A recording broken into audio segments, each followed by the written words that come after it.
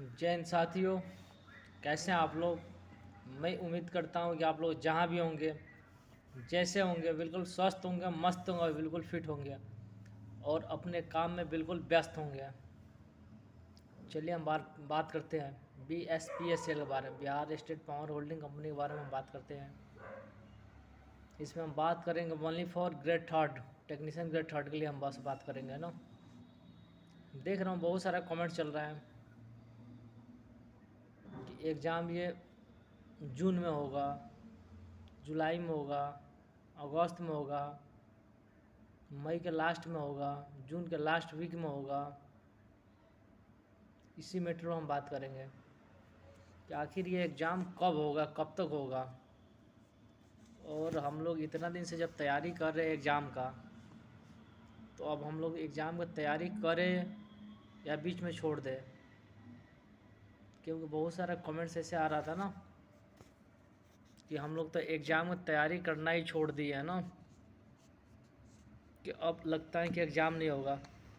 और हाँ, एक चीज़ और था, कुछ भाई का कमेंट्स था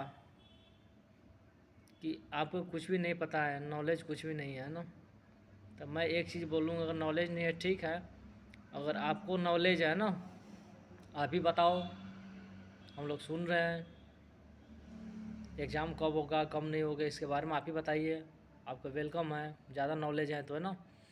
और फिर अगर आपको नॉलेज है तो किसी और का वीडियो सुनने से क्या फ़ायदा है, आप अपना कान बंद कर लो, क्यों सुनते दूसरे का। जब अगर हमारे पास इतना नॉलेज है तो हम सिलेबस क्यों देखेंगे, देखने की ज़रूरत ही नहीं है। हम खुद टीचर बन जाएंगे। फिर अगर नॉलेज है तो हम स्टूडेंट क्यों रहेंगे, हम टीचर बन जाएंगे।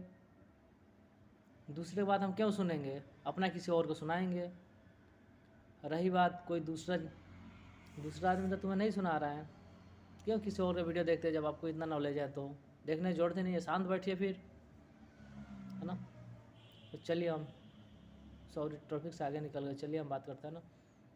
तो देखिए, हम बहुत सारे भाई के ये कमेंट्स आया था ना कि हम एग्ज़ाम की तैयारी करें या नहीं करें। तो चलिए हम इसी बात करें। देखिए, हम लोग करीब 1.5 साल हो गया ना, 1.5 साल होने वाला है। 1.5 साल से अगर हम एग्ज़ाम की तैयारी कर रहे हैं ना, तो बीच में छोड़ देना सही नहीं है ना।